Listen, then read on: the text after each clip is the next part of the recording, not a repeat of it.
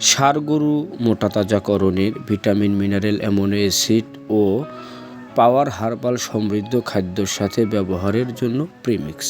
Fatty বল DB, আমরা অনেকেই কিন্তু ডিবি পাউডার ব্যবহার করি, মানে গরু মোটা তাজা করার ক্ষেত্রে। আসলে ফ্যাটি বল ডিবি ষাঁড় গরু কন্ট্রোল, বীর্যপাত, উত্তেজনা নিয়ন্ত্রণ করার প্রয়োজনীয় উপাদানসমূহ প্রিমিক্স বিধায় ষাঁড় মোটা তাজা করতে অত্যন্ত ফলদায়ক।